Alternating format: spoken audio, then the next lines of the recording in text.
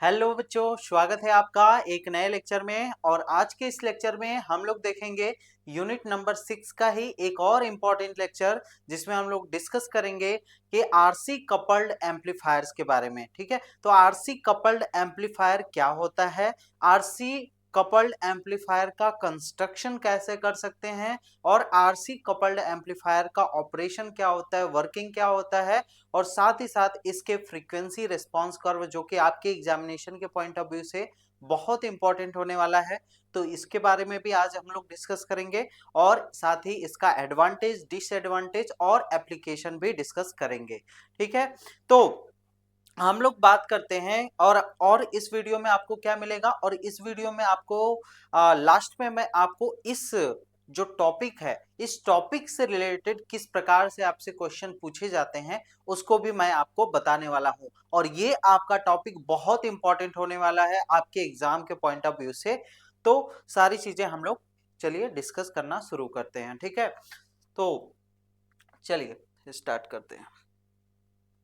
तो बात करते हैं मल्टी स्टेज ट्रांजिस्टर एम्पलीफायर की। तो मल्टी स्टेज ट्रांजिस्टर एम्पलीफायर, क्योंकि जो आरसी कपल्ड एम्पलीफायर होता है वो बेसिकली टाइप होता है किसका, आरसी कपल्ड एम्पलीफायर का। ठीक है, तो मल्टी स्टेज ट्रांजिस्टर एम्पलीफायर की बात करते हैं। मल्टी स्टेज ट्रांजिस्टर एम्पलीफायर की, मल्टी स्टेज में क्या होता है कि आपके एक से ज्यादा ट्रांजिस्टर्स आपके यूज होते हैं, और यहाँ पे जो एम्प्लीफिकेशन होता है, जो आउटपुट होता है, वो हमको लगभग दो या दो से अधिक स्टेजेस में मिलते हैं।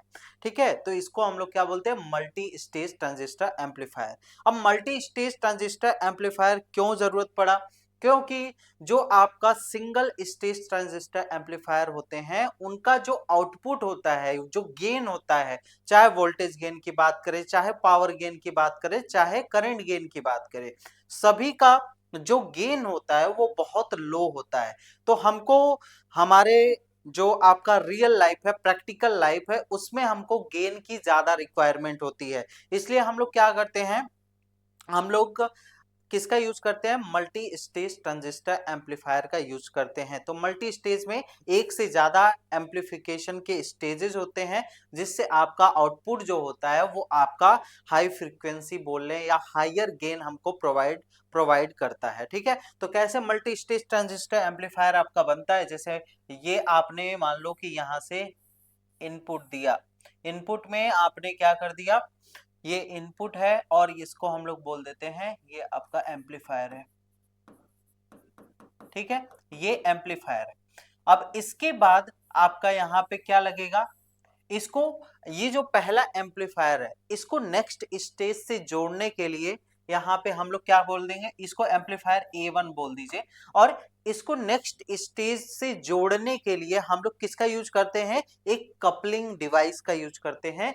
तो यहाँ पे हम लोग को क्या करना होगा, कपलिंग करना होगा, क्योंकि हमको मल्टी स्टेज ट्रांजिस्टर एम्पलीफायर बनाना है। तो एक स्टेज को दूसरे स्टेज से हम लोग किसी किसी न किसी तरीके से जोड़ेंगे। तो उस, अगर हम लोग एक स्टेज से दूसरे स्टेज से कनेक्ट करते हैं एम्पलीफायर को, एक स्टेज को दूसरे स्टेज से कनेक्ट करते हैं, तो उसके लिए हमको कपलिंग का यूज करना पड़ता है। अब कौन कौन से कपलिंग के टाइप्स होते हैं उसको भी मैं आपको बताने वाला हूं। ठीक, तो ये आपका एम्पलीफायर एम्पलीफायर 2 है। और फिर इसके बाद हम लोग को कपलिंग करनी पड़ेगी, फिर इसके बाद आपका यहाँ पे एम्पलीफायर लगा दीजिए, और यहाँ पे आपका आउटपुट मिल जाएगा। तो इस तरीके से मल्टी स्टेज ट्रांजिस्टर एम्पलीफायर में कई सारे स्टेप्स होते हैं, कई सारे ट्रांजिस्टर्स यूज किए जाते हैं। तो कॉमन एमिटर ट्रांजिस्टर 3 या 4 हो सकते हैं, और नॉर्मली आपके 6-7 भी हो सकते हैं। इस तरीके से आपका एम्पलीफायर का यूज किया जाता है। तो कपलिंग, यहाँ पे डिवाइस लगा दिया, यहाँ पे एम्पलीफायर मान लो थर्ड वाला यूज कर लिया। तो यहाँ पे तीन एम्पलीफायर को हमने स्टेज के तीन एम्पलीफायर लिया है, तीनों को सिंगल स्टेज को दूसरे स्टेज से हमने क्या कर दिया, कपलिंग डिवाइस के द्वारा कनेक्ट कर दिया, फिर दूसरे को तीसरे के साथ कपलिंग डिवाइस द्वारा कनेक्ट कर दिया। अब देखो कौन कौन से कपलिंग डिवाइसेस होते हैं उसके बारे में हम लोग बात कर लेते हैं। ठीक है, तो कपलिंग, पहले नेम क्या क्या होता है, कपलिंग नेम, कपलिंग नेम। तो पहला होता है RC coupled amplifier, RC, RC coupling, RC coupling. Second है ट्रांसफार्मर कपलिंग, ट्रांसफार्मर कपलिंग, और थर्ड है आपका ट्रांसफार्मर और डायरेक्ट कपलिंग। ठीक है, तो ये सारे कपलिंग के मेथड्स हैं जिससे हम लोग क्या करते हैं, एम्पलीफायर के एक स्टेज को दूसरे स्टेज के साथ कपल्ड कर सकते हैं। और इनसे बनने वाले जो एम्पलीफायर्स है, तो कपलिंग एम्पलीफायर्स, यहाँ पे इनका भी नाम बता देता हूं, कपलिंग एम्पलीफायर्स, कपलिंग एम्पलीफायर्स कौन कौन से होते हैं। अगर आप आरसी कपलिंग का यूज करते हैं तो इससे बना जो एम्पलीफायर होगा, उससे जो मल्टी स्टेज एम्पलीफायर जो बनेगा, उसको हम लोग क्या बोलेंगे, आरसी कपल्ड एम्पलीफायर। क्या बोलेंगे, आरसी कपल्ड एम्पलीफायर। ठीक, और इसी तरीके से ट्रांसफार्मर कपलिंग का यूज करके अगर किसी एम्पलीफायर के एक स्टेज को दूसरे स्टेज के साथ जोड़ते हैं या तीसरे के साथ जोड़ते हैं, तो इसको हम लोग क्या बोलेंगे, ट्रांसफार्मर। ऐसे बने हुए मल्टी स्टेज एम्पलीफायर को क्या बोलेंगे, ट्रांसफार्मर कपल्ड एम्पलीफायर। क्या बोलेंगे, ट्रांसफार्मर कपल्ड एम्पलीफायर बोलेंगे, कपल्ड एम्पलीफायर बोलेंगे। ठीक, और उसके साथ साथ अगर आप डायरेक्ट कपलिंग करते हैं, कोई भी आप रेसिस्टर या कैपेसिटर का यूज नहीं करते और एक एम्पलीफायर के स्टेज को दूसरे स्टेज से डायरेक्ट अगर कपल करते हैं, तो उसी को हम लोग क्या बोलते हैं, डायरेक्ट। ऐसे बने हुए मल्टी स्टेज एम्पलीफायर को डायरेक्ट कपल्ड एम्पलीफायर बोलते हैं, कपल्ड एम्पलीफायर बोलते हैं। ठीक है, तो ये आपके सारे कपलिंग डिवाइसेस के नेम हैं, कपलिंग एम्पलीफायर्स हैं। ये सारे आपके क्या हैं, मल्टी स्टेज ट्रांजिस्टर एम्पलीफायर ही हैं। ठीक है, इसमें कई सारे स्टेप्स का यूज किया जाता है। तो चलिए आज हम लोग को किसके बारे में डिस्कस करना है, आरसी कपल्ड एम्पलीफायर के बारे में डिस्कस करना है। अब आरसी कपल्ड एम्पलीफायर जो होता है, इसको डिस्कस करने से पहले हम लोग को आपका एम्पलीफायर के लिए कुछ इंपॉर्टेंट टर्म्स होते हैं, कुछ इंपॉर्टेंट पॉइंट्स होते हैं जिनको जानना बहुत इंपॉर्टेंट है, जो कि ये है। आपका पहला है गेन। आप अगर किसी एम्पलीफायर का गेन निकालना चाहते हैं तो कैसे आप गेन निकाल सकते हैं, गेन का डिफिनीशन आप कैसे देंगे कि जो भी आउटपुट गेन है उसको इनपुट गेन के साथ डिवाइडेड कर दीजिए, तो वह आपका क्या हो जाएगा, गेन को प्रोवाइड करेगा। अगर आप आउटपुट पावर को इनपुट पावर के साथ डिवाइड कर देंगे तो कौन सा गेन मिलेगा, आपको पावर गेन मिलेगा। इसी तरीके से आउटपुट वोल्टेज को इनपुट वोल्टेज के साथ डिवाइड कर दे तो आपको कौन सा गेन मिलेगा, आपको वोल्टेज गेन मिलेगा। इसी प्रकार से करंट के लिए भी आप कह सकते हैं।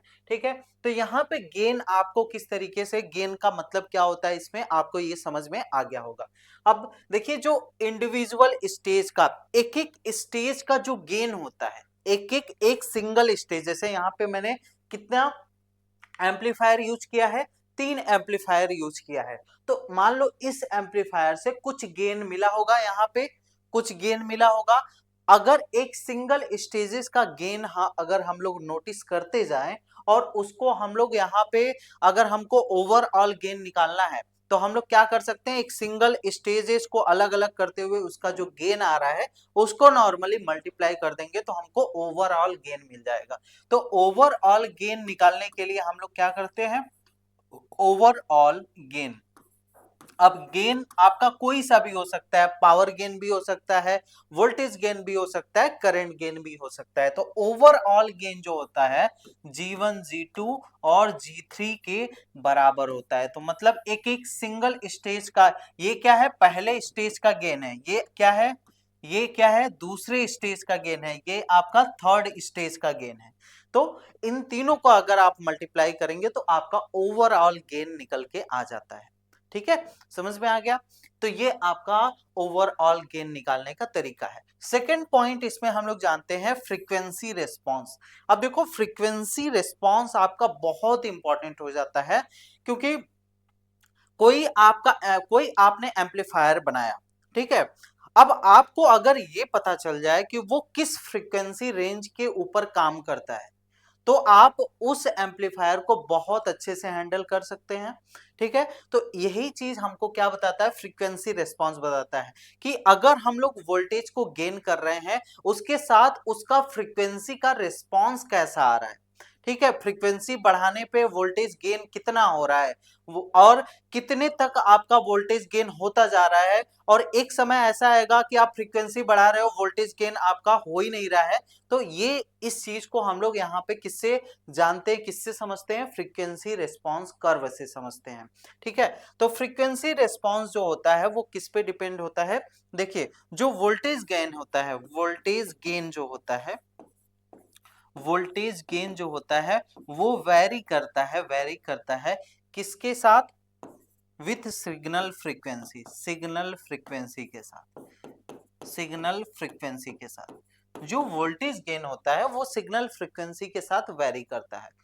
कैसे, तो अगर हम लोग यहाँ पे आपने वोल्टेज गेन, आप अगर मान लो कि किसी की सिग्नल फ्रीक्वेंसी आपका यहाँ पे ज्यादा है, ठीक है, सिग्नल फ्रीक्वेंसी ज्यादा है, तो जो आउटपुट कैपेसिटर लगा होता है, जो कपलिंग कैपेसिटर लगा होता है, ये आपको पता होगा ना। मैं थोड़ा सा एक डायग्राम बना लेता हूँ एम्पलीफायर का, फिर इसके बाद हम लोग देखते हैं।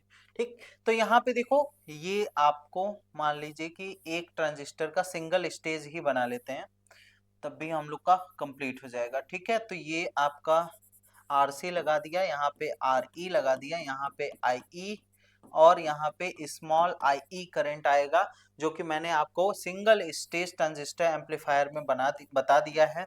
ये मैंने कपलिंग कैपेसिटर, बाईपास कैपेसिटर लगा दिया, और इसके बाद आपका यहाँ से इनपुट प्रोवाइड हो जाएगा बाइसिंग के लिए। यहाँ पे 2 रेसिस्टर और लगाने पड़ते हैं हमारा, यहाँ पे R1 R2, और यहाँ पे इसको प्लस VCC से कनेक्ट बाइसिंग प्रोवाइड करवा देते हैं एक ही बैटरी से, और इसके बाद यहाँ पे हम लोग क्या करते हैं, सिग्नल को अप्लाई करते हैं। ठीक, तो ये आपका सिग्नल, आपका यहाँ पे इस तरीके से यहाँ पे सिग्नल अप्लाई हो जाएगा। ठीक, तो इस तरीके से हम लोग को यहाँ पे सिंगल स्टेज ट्रांजिस्टर एम्पलीफायर को हम लोग बनाते हैं। ठीक, और यहाँ पे आपका जब भी आपका जो भी करंट आएगा, यहाँ पे 2 करंट्स यहाँ पे आते हैं, एक आपका डीसी कंडीशन के द्वारा और एक आपका एसी कंडीशन के द्वारा यहाँ पे करंट्स आपके आते हैं। ठीक है, और इसी के क्रॉस हम लोग क्या करते हैं, आउटपुट प्रोवाइड करते हैं, मतलब इसी के क्रॉस हमको क्या मिलता है, पूरा आउटपुट मिल जाता है।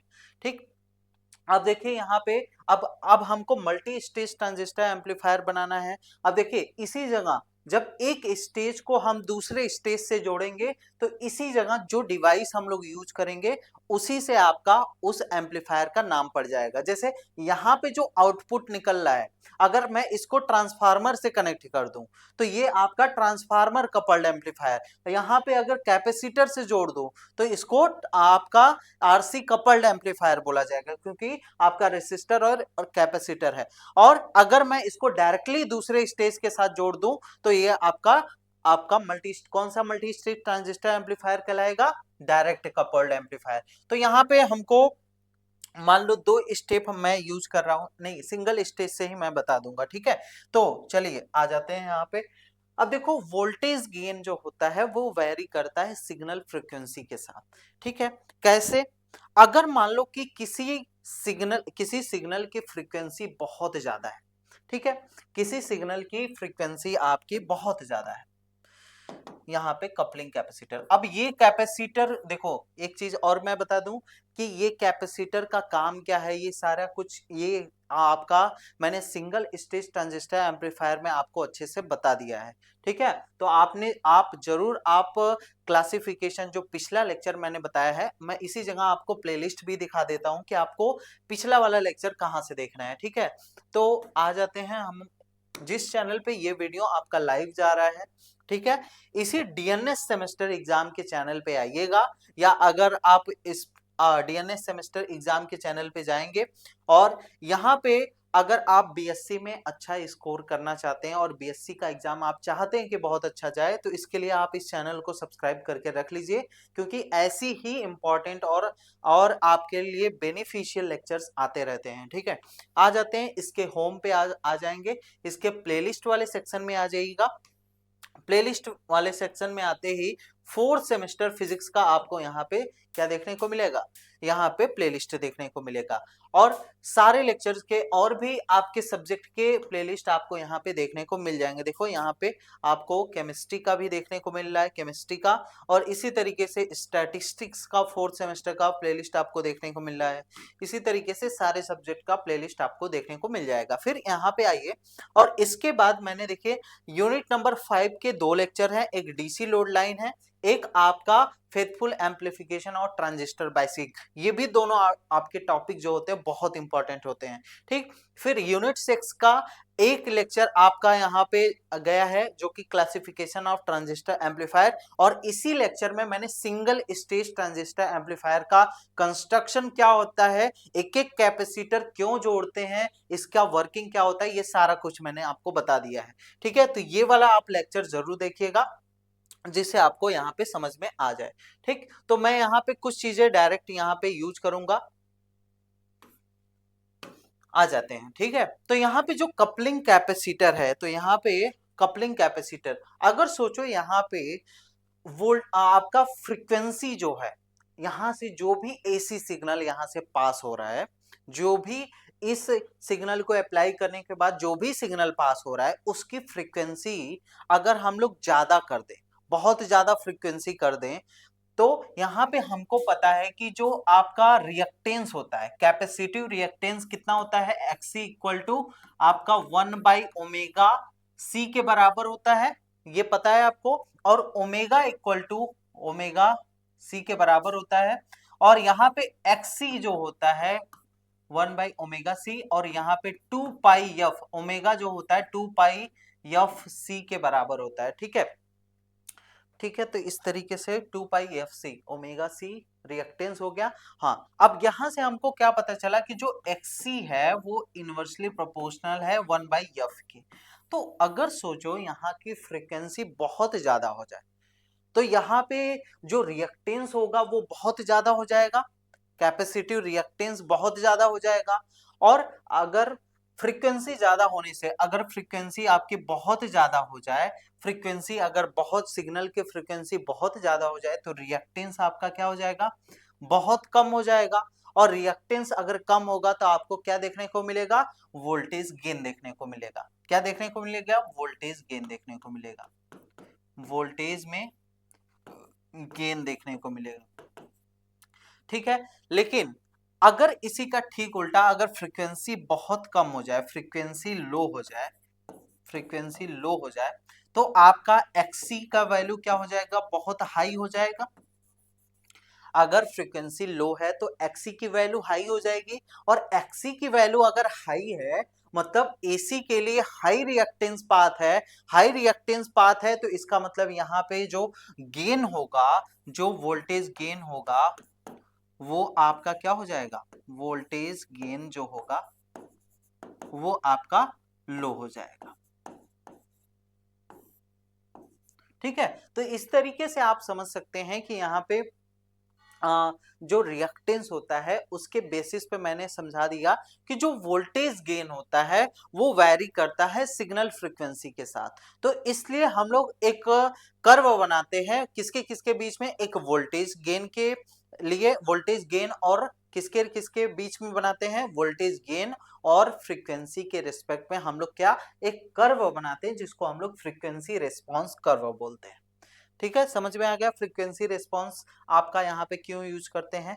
तो यहाँ पे तो फ्रीक्वेंसी रिस्पांस कर्व हम लोग डिजाइन करते हैं, और इसमें जो मैक्सिमम फ्रीक्वेंसी, जहां तक आपका, जहां तक अगर वोल्टेज गेन कर रहे हैं तो फ्रीक्वेंसी बढ़ती जा रही है, ठीक है, या फ्रीक्वेंसी अगर बढ़ रही है तो वोल्टेज आपका बढ़ता जा रहा है, वोल्टेज गेन बढ़ता जा रहा है। और एक समय ऐसा आएगा कि आप चाहे जितना फ्रीक्वेंसी बढ़ा लो, चाहे जितना ही फ्रीक्वेंसी बढ़ा लो या वोल्टेज गेन को बढ़ा लो, आपका जो फ्रीक्वेंसी होगा वो फिर बाद में डिक्रीज करता जाएगा, ठीक है। तो उस ऐसे जहां पे मैक्सिमम फ्रीक्वेंसी है उसी को हम लोग क्या बोलते हैं, रेजोनेंट फ्रीक्वेंसी बोलते हैं, ठीक है। तो यहाँ पे फ्रीक्वेंसी रिस्पांस कर्व होता है, यहाँ पे इस तरीके से एक कर्व आपको मिलता है, ठीक है। ये आपका क्या कहलाता है, इसको एफ आर से दिखाते हैं, ये आपका रेजोनेंट फ्रीक्वेंसी देख रहे हैं यहाँ पे, ये आपका ये आपका पूरा गेन है, इसको हम लोग गेन से दिखा रहे हैं, ठीक, वोल्टेज गेन, वोल्टेज गेन है, ठीक, और इसको हम लोग रेजोनेंट फ्रीक्वेंसी कह रहे हैं, ठीक। तो ये हो गया फ्रीक्वेंसी रिस्पांस आपका। इसलिए हम लोग फ्रीक्वेंसी, हम लोग को किसी भी, जैसे आप मैं एक एग्जांपल देता हूं कि अगर मान लो ये ऑडियो एम्पलीफायर है, जैसे हम कोई भी आपका वूफर है, सब वूफर है, ठीक है, तो इस तरीके से ये जो भी एम्पलीफायर्स हैं ये बेसिकली एम्पलीफाई का ही काम करते हैं ना। तो जो भी ये वूफर्स हैं इसके अंदर जो एम्पलीफायर लगा हुआ है वो एम्पलीफायर इस तरीके से डिजाइन किया गया है कि जो हमारी सुनने की रेंज है, जो जिस फ्रीक्वेंसी के रेंज को हम लोग साउंड को सुन सकते हैं उसी रेंज पे काम करने के लिए बनाया गया होगा, ठीक है, तभी वो उसका रिस्पांस हमको अच्छे से क्लियरली सुनाई देता है। तो हमारा सुनने का रेंज क्या होता है, 20 हर्ट्ज टू 20 किलो हर्ट्ज तक होता है। तो इस रेंज तक उस एम्पलीफायर को काम करने के लिए बनाया गया होगा। तो ऐसा रिक्वायर्ड होता है कि अगर हम जो भी एम्पलीफायर्स बना रहे हैं उसको एक पर्टिकुलर फ्रीक्वेंसी रेंज में काम करने के लिए बनाया गया होगा, ठीक है। तो ये फ्रीक्वेंसी रिस्पांस बहुत इंपॉर्टेंट है और वोल्टेज गेन वेरी करता है सिग्नल फ्रीक्वेंसी के साथ। आई होप कि ये लाइन आपको अच्छे से समझ में आ गई होगी। आगे बढ़ते हैं। जो गेन होता है, जो गेन होता है एम्पलीफायर का, उसको हम लोग डेसिबल में दिखाते हैं। हम चाहे तो हम लोग किस में दिखा सकते हैं, एक तो नंबर्स के रूप में गेन को दिखा सकते हैं, जैसे वोल्टेज गेन है, आउटपुट वोल्टेज जितना है, इनपुट वोल्टेज जितना है, उसको डिवाइड कर दिया तो हमारा वोल्ट में कुछ आंसर आ जाएगा। अगर आउटपुट वोल्टेज 100 है और इनपुट वोल्टेज आपका 10 वोल्ट है, तो यहां से दोनों को डिवाइड करेंगे तो आपका कितना गेन हुआ, और यहाँ पे 10 का गेन हो गया, ठीक। तो यहाँ पे 10 वोल्ट का गेन, जो 10 आपका क्या हो गया, 10 का गेन हो गया। इस तरीके से, इस तरीके से गेन को हम एक नंबर के रूप में दिखा सकते हैं और इसी गेन को हम लोग क्या दिखाते हैं, एक इसका यूनिट भी असाइन कर सकते हैं। इसका यूनिट क्या रखते हैं हम लोग, इसका यूनिट हम लोग यूज करते हैं बेल या डेसिबल यूज करते हैं, ठीक है। तो इसका यूनिट हम लोग असाइन करते हैं बेल या डेसिबल। और बेल और डेसिबल हम लोग क्यों ऐसा यूनिट डिजाइन, मतलब हम लोग डिजाइन करते हैं, क्योंकि जो हमारा जो ईयर होता है, हमारे जो कान होते हैं, वो बेसिकली लॉगरिथमिक जो साउंड की वैल्यू होती है उसी के हिसाब से रिस्पॉन्स करते हैं, लॉगरिथमिक वैल्यू को ज्यादा रिस्पॉन्स करते हैं, ठीक है। तो यहाँ पे हम उनको लॉगरिथमिक के वैल्यू के रूप में, मतलब बेल में या डेसिबल में ही मेजर करते हैं। इसलिए हम लोग को क्या करना होता है कि जो भी गेन हो रहा है उसको एक यूनिट असाइन कर दिया जाए। तो यहाँ पे यूनिट, जैसे पावर गेन का लिखना है तो ये log of base 10 output power by input power, ये आपका क्या हो जाएगा, बेल में कन्वर्ट हो जाएगा। जैसे आप नॉर्मल, अगर मैं पावर गेन निकालने के लिए कहूं तो output power by input power कर देंगे। तो अगर उसको अगर बेल में लिखना है तो क्या करना है, log base 10 output power by input power, और बेल यहाँ पे बेल वाले यूनिट में ये कन्वर्ट हो जाएगा, ठीक है। और एक बेल बराबर 10 डेसिबल होता है, डीबी जो होता है, और इसी में हमारे ईयर्स हमारे जो होते हैं वो रिस्पॉन्स करते हैं। तो यहाँ पे पावर गेन को हम लोग को क्या दिखाना होगा, ये डेसिबल में दिखाना होगा, और वोल्टेज गेन को डेसिबल में दिखाना होगा। तो उसका यहाँ पे वोल्टेज गेन जो होता है 20 log base 10 V out by V in के बराबर होता है। करंट गेन जो होता है 20 log base 10 I output by I input के बराबर होता है। क्यों, यहाँ पे देखो, जो आपका पावर गेन था बेल में कितना था, log base 10 P output by P input, और हमको पता है कि एक बेल बराबर 10 डेसिबल। तो अगर मैं इसको डेसिबल में कन्वर्ट करूंगा तो यहाँ पे 10 का मल्टीप्लाई कर दूंगा कि नहीं, कर दूंगा, यहाँ पे 10 का मल्टीप्लाई। और इसी तरीके से यहाँ पे, तो यहाँ पे हमने क्या कर दिया, output power by input power यहाँ पे कर दिया, ठीक।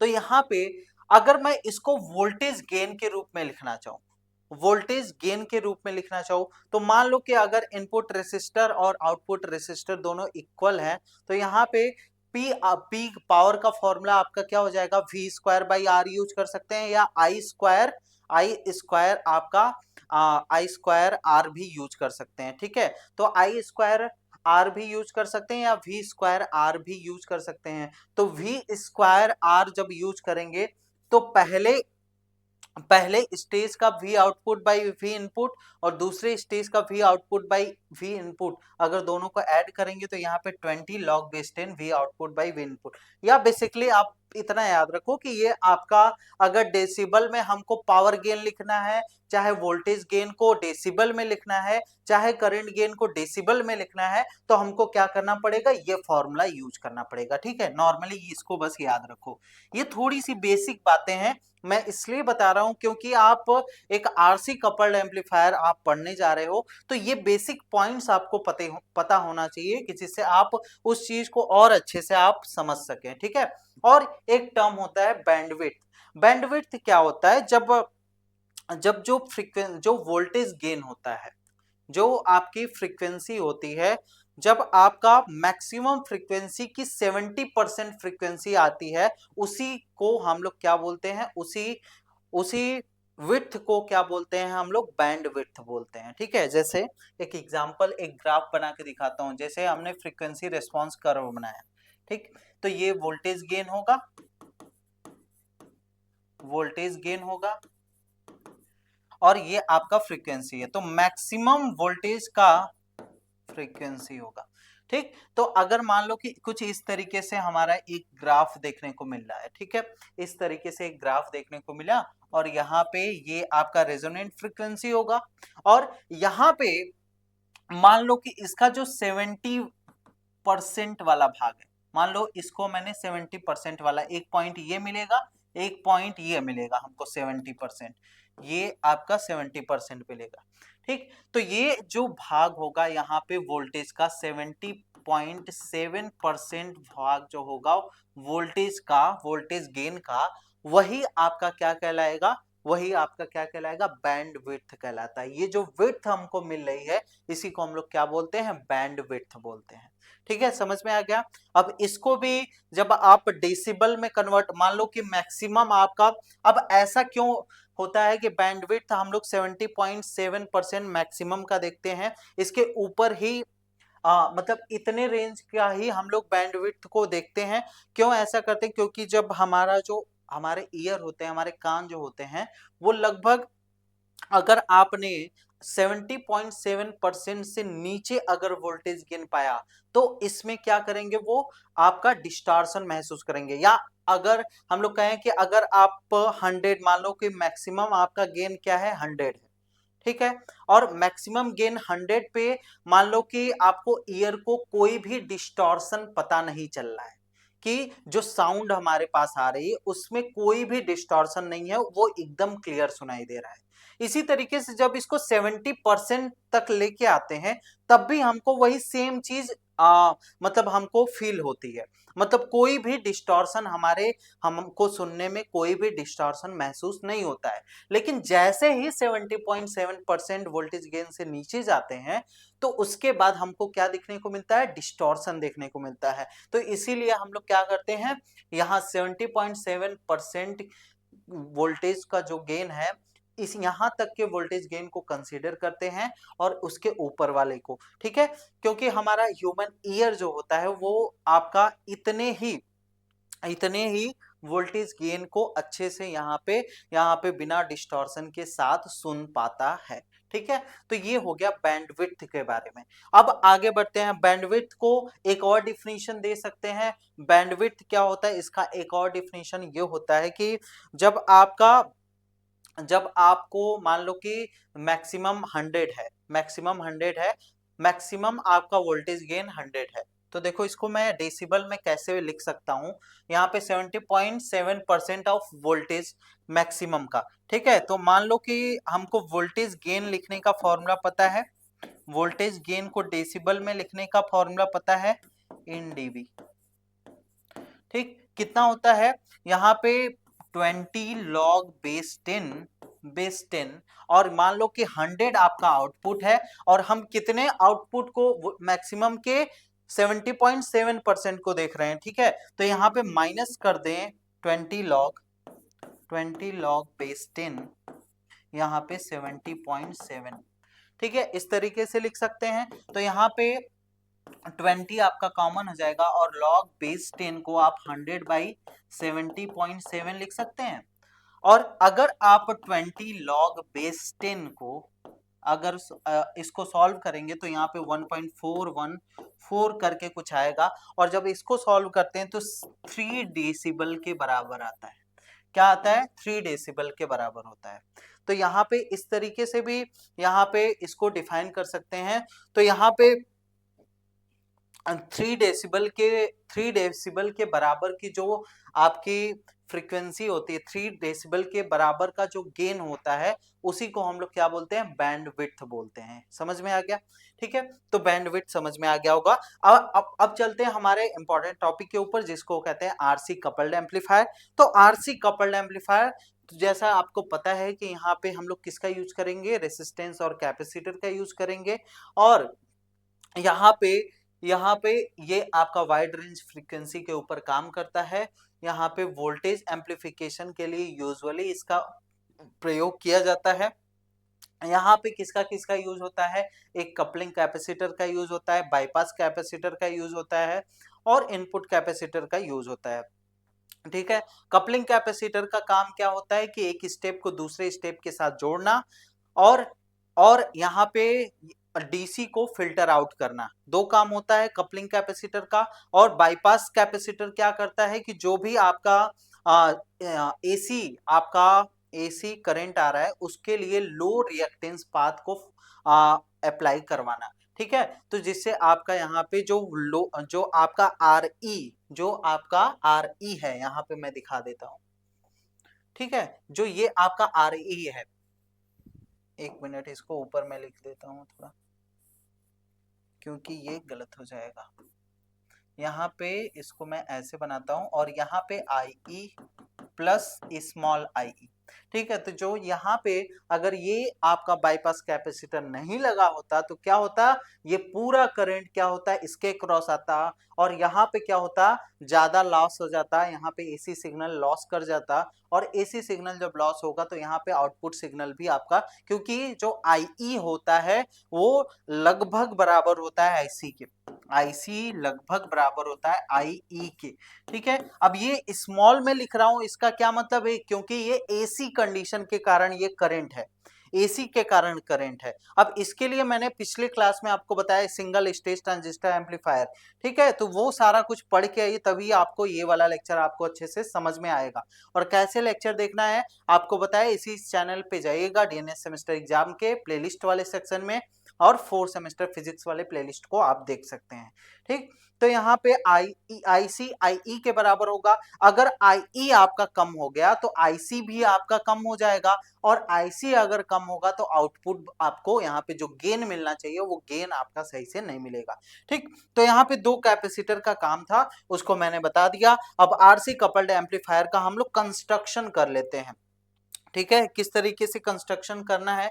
देखो, यहाँ पे क्या करना है, हम two stage RC coupled amplifier को बना रहे हैं। ठीक है, तो यहाँ पे एक आप इस तरीके से कॉमन एमीटर एनपीएन ट्रांजिस्टर को ले लेते हैं। यहाँ पे हमने एक आर ई रेसिस्टर लगा दिया, फिर इसके बाद एक यहाँ पे सीई बाईपास कैपेसिटर लगा दिया। यहाँ पे एक रेसिस्टेंस लगाएंगे आरसी, जिसके अक्रॉस आपका लोड आपको प्रोवाइड होगा। ठीक है, यहाँ पे हमने इसको बाइसिंग देने के लिए यहाँ पे दो रेसिस्टर का प्रयोग करेंगे। यहाँ पे दो रेसिस्टर का प्रयोग किया, R1 और R2 का प्रयोग किया हमने, और इसको हमने एक बैटरी से कनेक्ट कर दिया प्लस VCC। अब यही बैटरी जो होगा सॉरी, ये बैटरी जो होगा वो आपका नेक्स्ट स्टेज में भी आपका यहाँ पे हेल्प करेगा बाइसिंग प्रोवाइड करने के लिए। ठीक है, और इसको मैं कनेक्ट कर देता हूँ। यहाँ से आप सिग्नल को अप्लाई करते हैं, यहाँ पे आप सिग्नल को अप्लाई करते हैं। फिर ये स्टेप जो है यहाँ पे एक कैपेसिटर के साथ, कपलिंग कैपेसिटर के साथ अगले स्टेप के साथ जुड़ जाएगा। ठीक है, किस प्रकार से? जैसे यहाँ पे एक ट्रांजिस्टर को बना लेते हैं, ये एनपीएन ट्रांजिस्टर, यहाँ पे एक कपलिंग कैपेसिटर लगाएंगे, सॉरी बाईपास कैपेसिटर सीई लगा देंगे, ये आपका आरई है, और यहाँ से आपने सिग्नल, इनपुट सिग्नल को प्रोवाइड करवा दिया। और इस तरीके से बाइसिंग करने के लिए यहाँ पे भी दो रेसिस्टर लगाने होंगे, R2, ये R1, और इस तरीके से ये पूरा आपका VCC के साथ ही कनेक्ट रहेगा। ठीक है, ये VCC का साथ कनेक्ट है। यहाँ पे एक रेसिस्टर लगा देते हैं, ये आपका RC है, और इसी के क्रॉस आपका आउटपुट आपको मिल जाएगा। ठीक है, इसके अक्रॉस, इस पॉइंट के अक्रॉस आपको क्या मिल जाएगा, आउटपुट मिल जाएगा। ठीक है, तो इस तरीके से देखो मल्टी स्टेज ट्रांजिस्टर एम्पलीफायर को आप बना सकते हैं।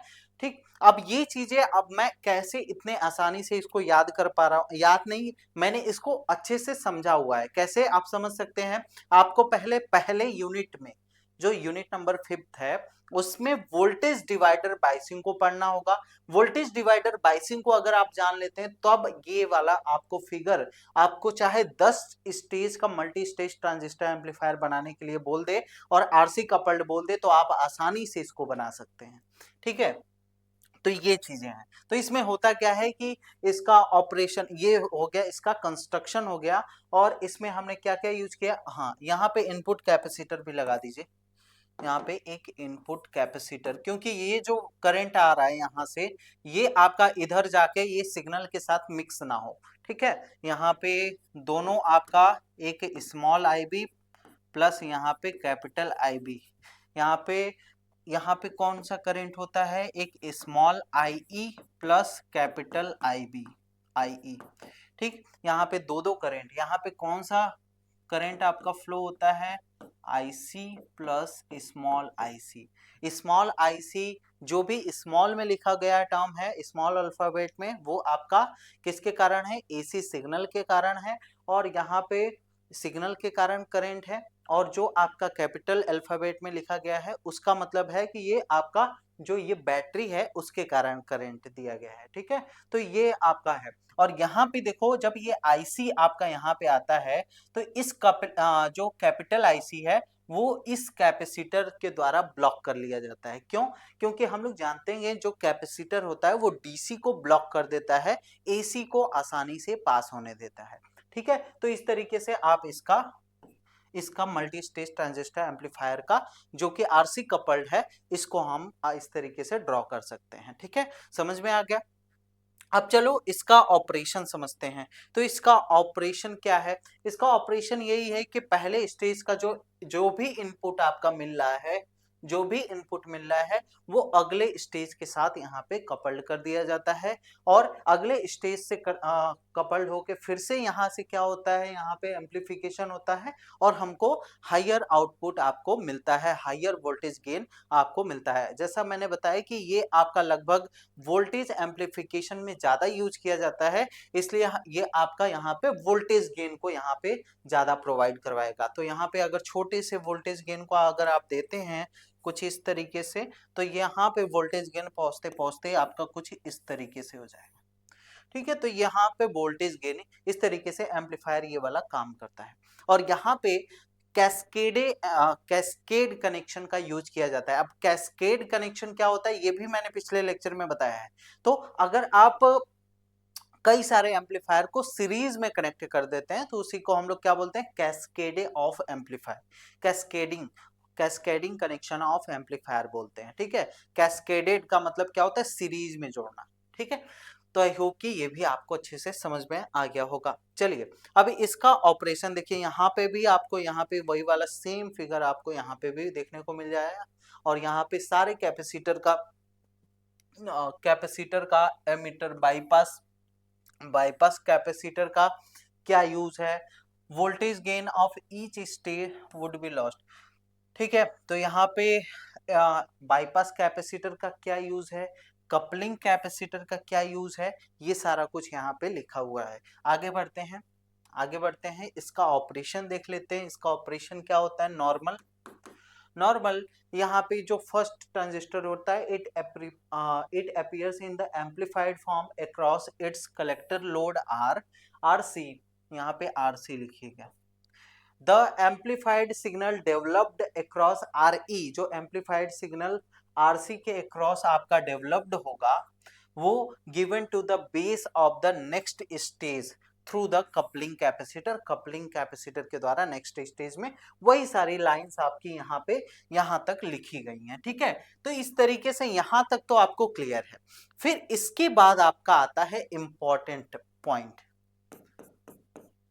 अब देखो ये आपका क्यों इंपॉर्टेंट है, अभी लास्ट में मैं क्वेश्चन भी बताने वाला हूं, तो अच्छे से पूरा वीडियोस देखिएगा जिससे आपको अच्छे से समझ में आए, ठीक है। देखो यहाँ पे क्या है, it may be mention here that total gain is less than the product of gains of individual stages, ठीक है। अब इसमें ये कहा गया है कि यहाँ पे जो मैंने एम्पलीफायर जो इस स्टेज का गेन को मान लो इसको G1 से मैं दिखा रहा हूं और इसके स्टेज के गेन को मैंने G2 से दिखाया, मतलब आउटपुट वोल्टेज इस स्टेज का डिवाइडेड बाय इनपुट वोल्टेज इस स्टेज का, इसी तरीके से आउटपुट वोल्टेज ऑफ इस स्टेज का input gain of input voltage of इस स्टेज का, ठीक है। तो यहाँ पे जब दोनों को डिवाइड करेंगे तो मैंने अभी ओवरऑल गेन का फॉर्मूला बताया है, ओवरऑल गेन का फॉर्मूला बताया है। ओवरऑल गेन क्या होता है, जब हम लोग G1 G2 का आपस में मल्टीप्लाई कर देते हैं तो ये हमको क्या मिल जाता है, ओवरऑल गेन मिल जाता है। क्या मिल जाता है, ओवरऑल गेन मिल जाता है इस तरीके से। तो ओवरऑल गेन हमको इस प्रकार से मिल जाता है, लेकिन आरसी कपल्ड एम्पलीफायर में हमको क्या देखने को मिलता है, लोडिंग इफेक्ट देखने को मिलता है। लोडिंग इफेक्ट का मतलब क्या होता है, इस चीज को आप थोड़ा सा ध्यान से समझिएगा, ठीक। तो यहाँ पे देखो ये रेसिस्टर आरसी है और ये रेसिस्टर R1 है। अब ये दोनों आपस में क्या है, पैरेलल में है, ये दोनों आपस में क्या है, पैरेलल में है। और जब ये दो रेसिस्टेंस आपस में पैरेलल होते हैं तो जो इफेक्टिव रेसिस्टेंस होता है वो कम हो जाता है। देखो इसको मैं कैलकुलेट करके भी दिखा सकता हूं, जैसे अगर मान लो आरसी आपका पैरेलल है किसके साथ, R1 के साथ, तो आरसी R1 के साथ पैरेलल है, मतलब अगर मुझे इक्विवेलेंट रेसिस्टेंस या इफेक्टिव रेसिस्टेंस लिखना है तो मुझे 1/R1 प्लस 1/RC का यूज करना पड़ेगा, ठीक है। यहां तक क्लियर है। अब देखो एक मिनट, अब देखो, अब यहाँ पे अब इसको जब सॉल्व करेंगे तो R इक्विवेलेंट आपका R1 R2 by R1 RC by R1 plus RC हो जाएगा। और इस केस में जो इक्विवेलेंट रेसिस्टेंस होता है, इस केस में जो इक्विवेलेंट रेसिस्टेंस, इसको इस तरीके से यहाँ पे R इक्विवेलेंट, ठीक है। इस केस में जो इक्विवेलेंट रेसिस्टेंस होता है, जो इफेक्टिव रेसिस्टेंस होता है वो आपका कम हो जाता है। और इसी को हम लोग क्या बोलते हैं, इसी को हम लोग क्या बोलते हैं, संटिंग इफेक्ट बोलते हैं। इसी को हम लोग क्या बोलते हैं, संटिंग इफेक्ट बोलते हैं। तो यहाँ पे ध्यान देना, यहाँ पे क्या लिखा गया, it may be mention here that total gain is less than the product of gains of individual stages. अब कैसे ये लेस हो रहा है, यहाँ पे क्या कह रहा है कि एक इंडिविजुअल स्टेज का जो गेन है उसको अगर दूसरे स्टेज के साथ मल्टीप्लाई कर दें तो यहाँ पे अगर मैं टोटल ओवरऑल गेन निकालूं और इंडिविजुअल स्टेज का गेन निकालूं तो उससे आपके वैल्यूज कम मिलेंगे। इसका मतलब है कि मान लो कि अगर पहले का गेन G1 मिला, दूसरे का गेन G2 मिला, इसका जो मल्टीप्लाई करेंगे हम लोग इस इंडिविजुअल स्टेज का, और यहाँ पे अगर मैं ओवरऑल गेन निकालूं, ओवरऑल गेन का मतलब है कि यहाँ पे जो आउटपुट मिल रहा है वोल्टेज का और जो यहाँ पे इनपुट आप दे रहे हो, इसमें अगर आप गेन निकालते हो, वोल्टेज गेन निकालते हो, आउटपुट गेन में से इनपुट गेन आप डिवाइड करते हो, तो आपको जो वैल्यू मिलेगी वो थोड़ा सा लेस मिलेगी। यहाँ पे थोड़ा सा क्या देखने को मिलेगी, इस वैल्यू से लेस मिलेगी, यहाँ पे इस वैल्यू से लेस देखने को मिलेगी। और ये क्यों होता है, क्योंकि मैंने अभी बताया कि जो दो रेसिस्टेंस होते हैं वो आपस में पैरेलल आ जाते हैं, और जब दो रेसिस्टेंस आपस में पैरेलल है तो यहाँ पे क्या देखने को मिलता है, संटिंग इफेक्ट देखने को मिलता है। यहाँ पे जो आपका ये इंपॉर्टेंट पॉइंट है, ये आपका संटिंग इफेक्ट। तो यहाँ पे when a second stage is made to follow the first stage, the effective load resistance of first stage is reduced due to shunting effect of input resistance resistance of second stage. तो input resistance कौन था second stage का?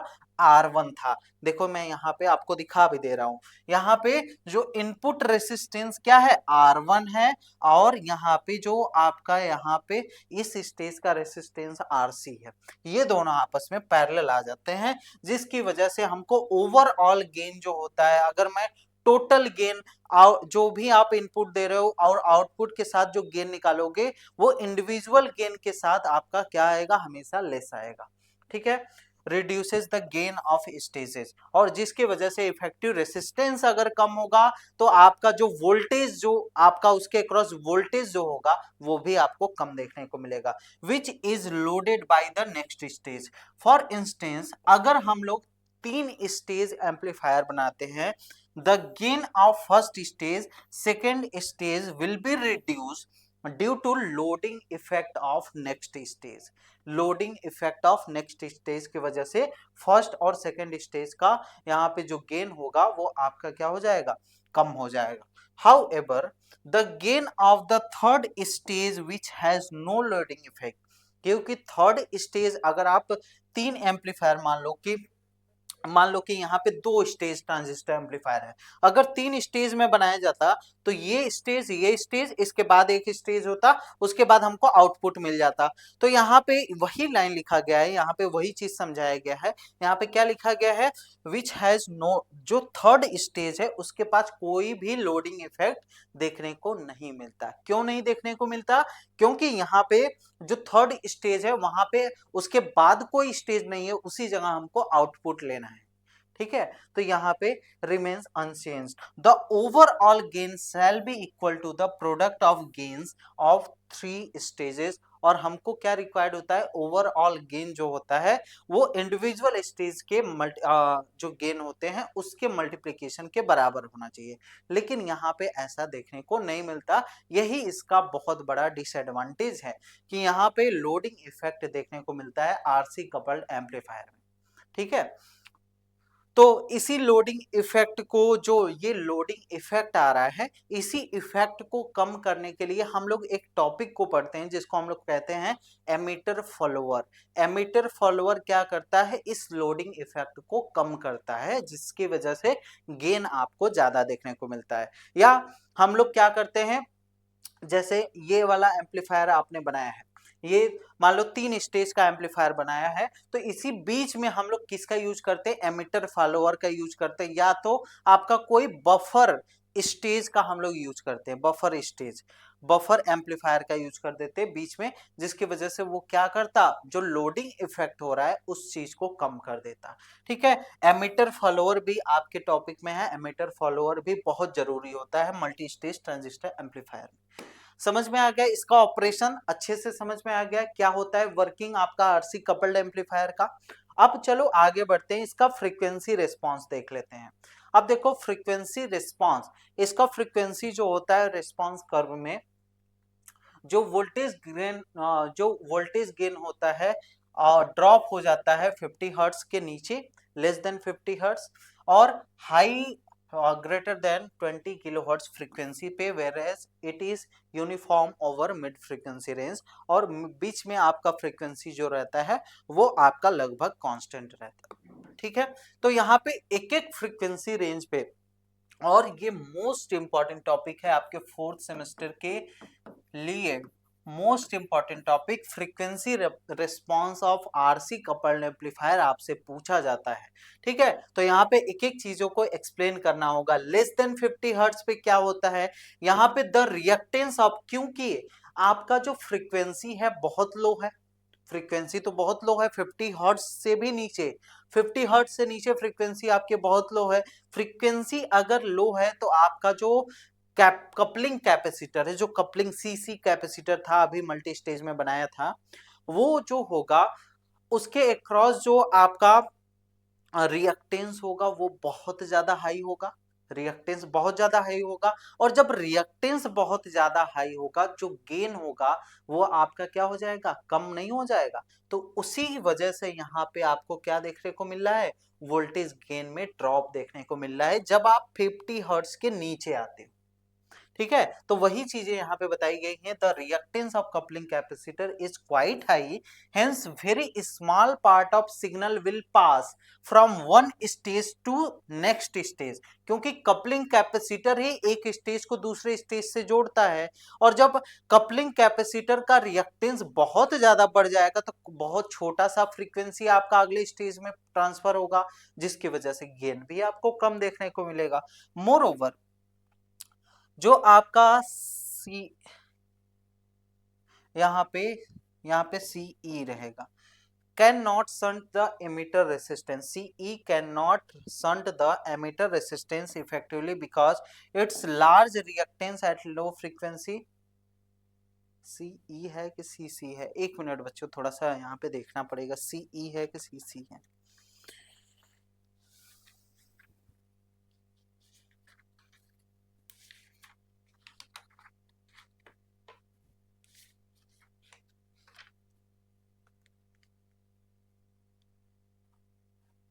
हाँ, CE है, ठीक है। CE जो होता है, जो बाईपास कैपेसिटर होता है, वो can not shunt the emitter resistance R E effectively. अब देखो यहाँ, अब कपलिंग कैपेसिटर का भी जो आपका रिएक्टेंस है और जो बाईपास कैपेसिटर है सीई लगा है, लो फ्रीक्वेंसी पे उसका भी रिएक्टेंस बहुत ज्यादा हाई होगा। तो लो रिएक्टेंस पाथ पे ही आपका यहाँ पे एसी करंट जा रहा था आईई के अकॉर्डिंग। देखो यहाँ पे मैंने बनाया है इस वाले फिगर में, देखो यहाँ पे, देखो यहाँ पे मैंने क्या बनाया कि यहाँ पे इस कैपेसिटर का जो रिएक्टेंस है ये लो रिएक्टेंस पाथ फॉलो कराता है, जिसकी वजह से जो एसी आपका करंट होता है, स्मॉल आई एमिटर करंट जो होता है, वो इस पाथ से आ जाता है। तो यहाँ पे अगर इसका रिएक्टेंस बहुत ज्यादा हाई होगा तो यहाँ पे ये कैपेसिटर आपका, यहाँ पे जो आई है और प्लस आई है, ये दोनों आर ई के पास से जाएंगे। आर ई, क्योंकि ये रिएक्टेंस बहुत ज्यादा है तो सोचेंगे लो रिएक्टेंस पाथ से हमको जाना चाहिए, तो हमारा जो करंट होता है वो हमेशा लो रिएक्टेंस पाथ को ही फॉलो करता है। तो लो रिएक्टेंस पाथ ये वाला हो जाएगा, और यहाँ पे जब जैसे ही दोनों करंट आएंगे वैसे ही आपका क्या होगा, यहाँ पे वोल्टेज ड्रॉप देखने को मिलेगा, और वोल्टेज ड्रॉप होगा तो आउटपुट में भी वोल्टेज ड्रॉप देखने को मिलेगा। तो लो फ्रीक्वेंसी रेंज पे इसलिए आपका यहाँ पे क्या होता है, वोल्टेज का ड्रॉप होता है। यहाँ पे frequency response curve, I hope कि आप यहाँ पे समझ में आ गया होगा। लो फ्रीक्वेंसी पे, एट हाई फ्रीक्वेंसी पे क्या होता है, high frequency greater than 20 kilo hertz, the reactance of coupling capacitor is very small. अब रिएक्टेंस अगर बहुत स्मॉल है तो आपको गेन यहाँ पे क्या होगा, रिएक्टेंस बहुत आपका स्मॉल है तो it behaves as a short circuit. यहाँ पे देखो इस लाइन का क्या मतलब है, एक एक लाइन को समझते रहो क्या चीजें कह रहा है। अब देखो यहाँ पे अगर सोचो कि इस कैपेसिटर बहुत ज्यादा हाई फ्रीक्वेंसी है, बहुत ज्यादा हाई फ्रीक्वेंसी है, बहुत ज्यादा हाई फ्रीक्वेंसी पे इसका जो आपका रिएक्टेंस होगा बहुत कम होगा। कैसे, यहाँ पे एक्सी को अभी मैंने बताया कि फ्रीक्वेंसी के इनवर्सली प्रोपोर्शनल होता है। तो अगर फ्रीक्वेंसी बहुत ज्यादा लार्ज है तो यहाँ पे इस कैपेसिटर को हम लोग किसकी तरह, ये कैपेसिटर का जो रिएक्टेंस होगा वो बहुत लो होगा, बहुत लो होगा। और जब रिएक्टेंस बहुत लो होगा तो यहाँ पे ये कैपेसिटर का कोई वैल्यू ही नहीं रह जाएगा। तो यहाँ पे ये दोनों रेसिस्टर जो होंगे आपस में आमने सामने आ जाएंगे, और जिनकी वजह से लोडिंग इफेक्ट देखने को मिलेगा। और लोडिंग इफेक्ट में हमने अभी बताया कि लोडिंग इफेक्ट में क्या होता है, जो इफेक्टिव रेसिस्टेंस होता है यहाँ पे, दोनों ये दोनों पैरेलल में है तो इफेक्टिव रेसिस्टेंस आपका कम हो जाएगा, और इफेक्टिव रेसिस्टेंस कम हो जाएगा तो गेन भी आपको कम देखने को मिलेगा। ठीक है, तो इसीलिए यहाँ पे क्या होता है, हाई फ्रीक्वेंसी पे भी आपका यहाँ पे क्या देखने को मिलता है, यहाँ पे वोल्टेज गेन कम देखने को मिलता है। तो वही लाइन लिखा गया है, it behaves as a short circuit. Short circuit का मतलब कि यहाँ पे ऐसा बिहेव करता है कैपेसिटर कि वहां पे कोई भी कैपेसिटर नहीं जुड़ा हुआ है, कोई भी कपलिंग कैपेसिटर। ठीक है, तो this increases the loading effect of the next stage and serve to reduce the voltage gain. यहाँ पे वोल्टेज गेन कम हो जाता है। Moreover, at high frequency, at high frequency capacitive reactance of base emitter junction, जो base emitter junction होता है उसका कैपेसिटिव रिएक्टेंस भी कम हो जाता है, which increases the base current, जिसकी वजह से आपका बेस करंट भी बढ़ जाता है। देखो बेस एमिटर जंक्शन का क्या मतलब है, बेस एमिटर जंक्शन का देखो VBE, VBE यहाँ पे बेस एमिटर जंक्शन, ये बेस है ये एमिटर जंक्शन है, तो VBE का वोल्टेज आपका यहाँ पे जो इनपुट कैपेसिटर है इसका हाई फ्रीक्वेंसी पे, इनपुट कैपेसिटर का भी जो आपका यहाँ पे ये जो इनपुट कैपेसिटर है इसका लो फ्रीक्वेंसी पे, सॉरी हाई फ्रीक्वेंसी पे रिएक्टेंस कम हो जाएगा, जिसके वजह से आपका यहाँ पे क्या हो जाएगा, R1 के साथ जो यहाँ पे करंट आ रहा है वो इसके साथ आपका और ज्यादा ऐड होगा, और जब बेस करंट बहुत ज्यादा हो जाएगा तो यहाँ पे जो एम्पलीफिकेशन बीटा जो है, बीटा आपका क्या होता है, आईसी जो आउटपुट करंट है, आईसी जो है divided by input current IB, ठीक है। तो जो एम्पलीफिकेशन फैक्टर है beta reduces the current amplification factor beta, तो जो बीटा होता है वो किसके बराबर होता है, आईसी बाई आईबी के बराबर होता है। तो अगर ये बताओ कि अगर आपका बेस करंट आपका बढ़ रहा है तो बीटा आपका क्या हो जाएगा, बीटा कम नहीं हो जाएगा, यहां से मैं कह सकता हूं। तो due to these two reasons the voltage gain drops at high frequency, इस वजह से यहाँ पे इस फ्रीक्वेंसी रिस्पॉन्स कर्व में यहाँ पे भी फ्रीक्वेंसी आपकी कम होती हुई नजर आ रही है। अब बात करते हैं मिड फ्रीक्वेंसी रेंज की, जिसको हम लोग 50 हर्ट्ज टू 20 किलो हर्ट्ज बोल रहे हैं, ठीक है। इस फ्रीक्वेंसी रेंज में आपका कैसे आपका यहाँ पे फ्रीक्वेंसी आपकी कांस्टेंट देखने को मिल रही है, ठीक है, या वोल्टेज गेन कांस्टेंट देखने को मिल रहा है।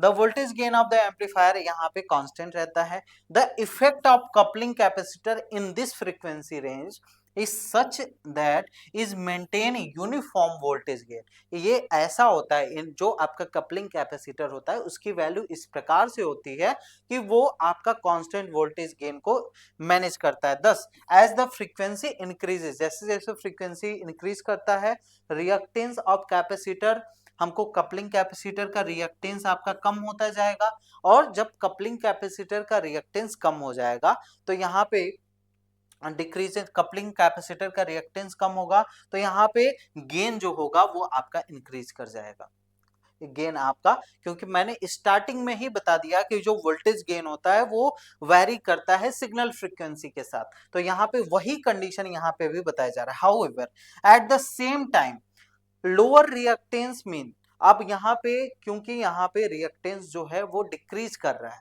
जो रिएक्टेंस डिक्रीज कर रहा है तो यहाँ पे लोडिंग इफेक्ट भी देखने को मिलेगा। अब ये बताओ यहाँ पे इस पॉइंट पे आते हैं। अच्छा, एक तो यहाँ पे आपका मिड फ्रीक्वेंसी रेंज पे क्या था कि यहाँ पे इस तरीके से अगर वोल्टेज गेन बढ़ रहा है तो यहाँ पे सिग्नल फ्रीक्वेंसी जो यहाँ पे रिएक्टेंस होगा वो आपका कम होगा, रिएक्टेंस कम होगा तभी तो आपका एक स्टेज का गेन दूसरे स्टेज में ज्यादा जा पाएगा, तो यहाँ पे वोल्टेज गेन ज्यादा देखने को मिलेगा। अब वोल्टेज गेन ज्यादा देखने को मिल गया, ठीक है, लेकिन यहाँ का रिएक्टेंस आपका क्या हो गया, कम हो गया है, और जब रिएक्टेंस कम हो जाएगा तो ये दोनों रेसिस्टेंस का लोडिंग इफेक्ट क्या हो जाएगा, बढ़ जाएगा, जिसकी वजह से आपका यहाँ पे वोल्टेज गेन को यहाँ पे रिड्यूस भी, वोल्टेज गेन क्या होगा, वोल्टेज गेन रिड्यूस भी हो जाएगा। और जब वोल्टेज गेन रिड्यूस हो रहा है और एक टाइम पे बढ़ भी रहा है, दोनों कंडीशन यहाँ पे आ रही हैं, तो यही दोनों कंडीशन आपस में क्या होती हैं, कैंसल आउट हो जाती हैं, जिसकी वजह से हमको एक कांस्टेंट वोल्टेज गेन देखने को मिलता है, किसमें, एक मिड फ्रीक्वेंसी रेंज में। तो यहाँ पे आप समझ सकते हैं कि किस तरीके से ये आरसी कपल्ड एम्पलीफायर का फ्रीक्वेंसी रिस्पांस कर्व बनाया जा रहा है, और आई होप कि ये आप इसको जरूर याद कर लीजिए अच्छे से, यहाँ पे याद क्या करना है, इसको अच्छे से समझ लीजिए, और आपको ये वाला डायग्राम, ये वाला कर्व जो है वो आपको याद रखना है, क्योंकि ये एग्जाम में आता है, इंपॉर्टेंट है, ठीक है। एडवांटेज क्या क्या है, डिसएडवांटेज क्या क्या है, यहाँ पे वही आपका एडवांटेज में एक्सीलेंट फ्रीक्वेंसी रिस्पांस कर्व जो होता है बहुत एक्सीलेंट होता है, क्योंकि मिड में वोल्टेज गेन आपका कांस्टेंट रह रहा है, ठीक है। जो गेन होता है constant over audio frequency range, audio frequency range कितनी होती है, 20 kilo hertz, 20 hertz to 20 kilo hertz, तो लगभग आपका इसके बीच में आपकी वोल्टेज गेन आपका कांस्टेंट रहता है। यहाँ पे स्पीच और म्यूजिक के लिए ये चीजें बहुत इंपॉर्टेंट होती हैं। सेकंड है it has lower cost since it employees, यहाँ पे रेसिस्टर कैपेसिटर का यूज किया जाता है इसलिए यहाँ पे लोअर कॉस्ट होता है। थर्ड है the circuit is very compact and modern resistor and capacitor are small extremely light. ठीक है, तो यहाँ पे जो सर्किट होगा बहुत कम्पैक्ट होगा। डिसएडवांटेज क्या है, वही लोडिंग इफेक्ट वाला यहाँ पे, it is low resistance presented by input of each stage, preceding stage decreases the effective load resistance RAC।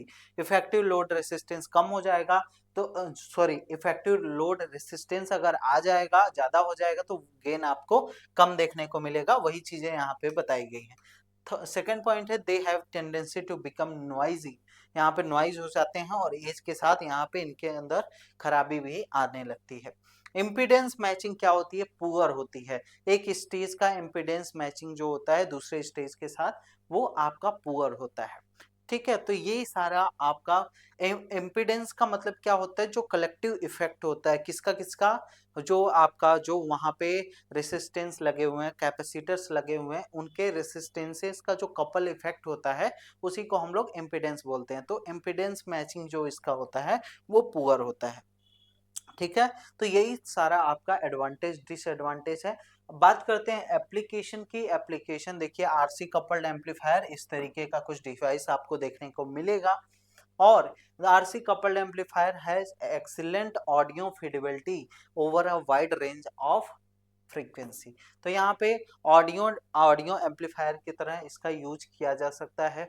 Voltage amplifier in the initial stage of public address system, if other type of coupling transformer complete employed in the initial this result in frequency distortion which may be amplified in next stage। ठीक है, तो यहाँ पे जो आपका अगर transformer coupling जो होता है अगर इनिशियल स्टेजेस में एम्प्लॉयड कर दिया जाता है या बना दिया जाता, तो जिसकी वजह से फ्रीक्वेंसी डिस्टॉर्शन आता है।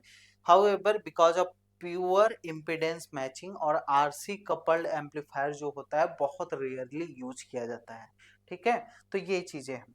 यहाँ पे देखो एक नोट पॉइंट लिखा है गया है, यहाँ पे क्या लिखा गया है कि अगर even number of amplifier, multi stage amplifier में 2 एम्पलीफायर, 4 एम्पलीफायर, 6 एम्पलीफायर, 7 एम्पलीफायर का अगर आप यूज कर रहे हैं, ट्रांजिस्टर एम्पलीफायर का यूज करें, तो ऐसे स्टेज को हम लोग क्या बोलते हैं, यहाँ पे इस अगर कैस्केडिंग कर देते हैं तो आउटपुट सिग्नल जो होगा वो इन्वर्टेड नहीं मिलेगा। क्योंकि हमको पता है कि अगर आप कॉमन एमीटर एम्पलीफायर से इनपुट अगर देते हैं तो आउटपुट जो मिलेगा वो इन्वर्टेड फॉर्म में मिलेगा। 180 डिग्री का फेज डिफरेंस होता है। ठीक है, अगर आपने इनपुट सिग्नल इस प्रकार से दिया तो आउटपुट का सिग्नल स्ट्रेंथ तो बढ़ जाएगा लेकिन कुछ इन्वर्टेड 180 डिग्री का फेज डिफरेंस आ जाएगा इसके बीच में। ठीक है, समझ में आ गया। तो यही चीज कह रहा है, अगर आप एक ट्रांजिस्टर एम्पलीफायर, अगर आप मल्टी स्टेज ट्रांजिस्टर एम्पलीफायर को 3, 5, 7 इस तरीके से स्टेजेस में बनाते हैं तो उस समय जो आपका जो सिग्नल मिलेगा वो सेम शेप का मिलेगा, कोई भी फेज आपका एंगल इन्वर्टेड या आउटपुट जो मिलेगा इन्वर्टेड नहीं मिलेगा। ठीक है, सॉरी एक मिनट, 246 के लिए जो आपका आउटपुट होगा वो इन्वर्टेड नहीं मिलेगा। और जो पहले क्योंकि मैंने बताया ना कि अगर आपका एक लगा हुआ है, मान लो एक एम्पलीफायर है, एक एम्पलीफायर है तो यहाँ पे 180 डिग्री का फेज शिफ्ट मिलेगा कॉमन एमिटर एम्पलीफायर, क्योंकि कॉमन एमिटर में जब आप पढ़ते हैं तभी आपको बताया जाता है कि यहाँ पे आउटपुट सिग्नल 180 डिग्री का फेज शिफ्ट लेती है। ठीक है, तो अगर यहाँ पे 2 एम्पलीफायर हो गया तो आउटपुट आपका क्या हो जाएगा, सेम फेज में मिलेगा। ठीक है, यही चीजें थी। अब चलिए अब बात करते हैं कुछ इंपॉर्टेंट, अगर आप इसी तरीके से चाहते हैं कि सेकेंड 4 सेमेस्टर की पूरे टॉपिक को अच्छे से बताया जाए तो आप हमारे बैचेस के साथ जुड़ सकते हैं, नवोत्भव बैच के साथ। और इसमें जुड़ने के लिए आपको केवल 1250 रुपीज का वन टाइम पेमेंट करना है, जिसमें आपको ये सारे सब्जेक्ट, जो भी सब्जेक्ट आपके होंगे वो सारे सब्जेक्ट पढ़ाएंगे। जैसे मैथ, बीएससी मैथ की बात करूं तो यहाँ पे मैथ, फिजिक्स, केमिस्ट्री जो भी आपका सब्जेक्ट है वो सारा सब्जेक्ट आपको बताया जाएगा। ठीक है, और यहाँ पे ज्वाइन होने के लिए मात्र 1250 रुपीज का पेमेंट करना है। और यहाँ पे आपको अगर ये कूपन कोड अप्लाई करते हैं तो 10% का और डिस्काउंट आपको देखने को मिलेगा। अभी मैं क्वेश्चन भी आपको बताने वाला हूं, तो ध्यान से देखिएगा। चलिए, यहाँ पे आपको क्या क्या मिलने वाला है इस कोर्सेज के अंदर। यहाँ पे आपको इंटरेक्टिव क्लासेस देखने को मिलेगी, लाइव डाउट सेशन देखने को मिलेगा, क्लास का नोट्स और पीडीएफ देखने को मिलेगा, और यही सारी unit wise one shot revision भी देखने को मिलेगा। अगर आपको जुड़ने में कोई भी दिक्कत आ रही है तो इस नंबर पे कॉल या मैसेज कर सकते हैं। कैसे आपको इस कोर्सेज को परचेज करना है, किस एप्लीकेशन पे, डीएनएस एजुकेयर एप्लीकेशन पे आपको यहाँ पे इस कोर्स को परचेज करना है। तो यहाँ पे ये एप्लीकेशन कहाँ पे मिलेगा, आपको प्ले स्टोर से इसको डाउनलोड कर लेना है। चलिए आगे बढ़ते हैं।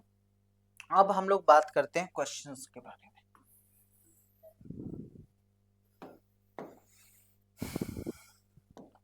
क्वेश्चन आपको यहाँ पे देखिए, क्वेश्चन आपका कौन कौन से रिटन क्वेश्चन की बात करते हैं, और ये आपका लॉन्ग में पूछा जाता है। आरसी कपल्ड एक्सप्लेनेशन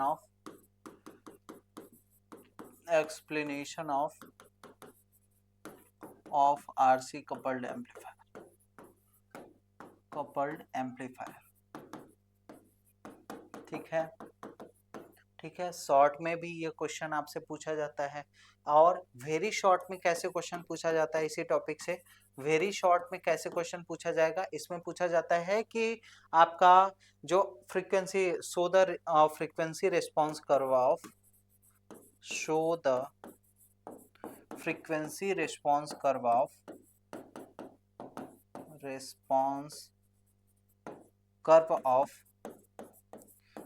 ऑफ क्या, किसका, एम्पलीफायर, आपका RC coupled amplifier.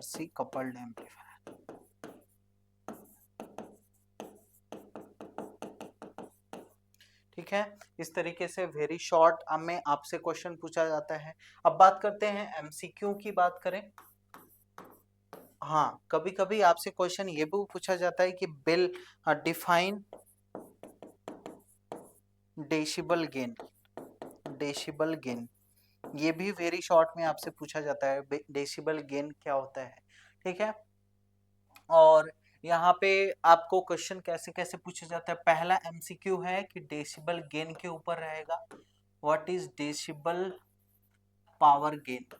Decibel power gain का फॉर्मूला आपसे पूछेगा। यहाँ पे चारों फॉर्मूले देंगे, 10 log base 10, यहाँ पे P output by P input, इस तरीके से। सेकंड है यहाँ पे 20 log base 10, यहाँ पे P output by P input. यहाँ पे थर्ड आपको ऑप्शन दे देगा, यहाँ पे आपका P output by P input.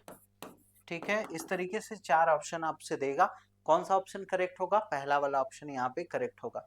आगे बढ़ते हैं। आरसी कपल्ड एम्पलीफायर में कपलिंग कौन सा आपका, कौन सी चीजों को हम लोग यहाँ पे कपलिंग के रूप में यूज करते हैं, तो यहाँ पे कैपेसिटर को यूज करते हैं, रेसिस्टर को यूज करते हैं। इस तरीके से क्वेश्चन आपसे पूछा जाता है। और आपको इसका फ्रीक्वेंसी, लो फ्रीक्वेंसी रेंज पे आपका किस तरीके से बिहेव करता है, वोल्टेज में गेन होता है कि वोल्टेज में ड्रॉप होता है, इसके ऊपर पे आपसे एमसीक्यू पूछ सकता है। ठीक है, तो इस प्रकार से आपसे क्वेश्चन आपसे इस टॉपिक से पूछे जाते हैं। तो यही था आज के लेक्चर में। आई होप कि आपको आज का लेक्चर अच्छे से समझ में आ गया है। बाकी प्लेलिस्ट से और सारे वीडियोस भी आप हमारे देख सकते हैं, और अगर लेक्चर में कोई भी दिक्कत हो तो आप कमेंट बॉक्स में बताइएगा। और अगर आपको ये लेक्चर अच्छा लगा तो कमेंट बॉक्स में ज़रूर रिप्लाई करिएगा, और अपने दोस्तों के साथ ज़रूर शेयर करिए, जिससे उनकी भी आपके एग्जामिनेशन, 4th सेमेस्टर के एग्जामिनेशन में हेल्प हो सके। चलिए मिलते हैं नेक्स्ट क्लास में। Thank you.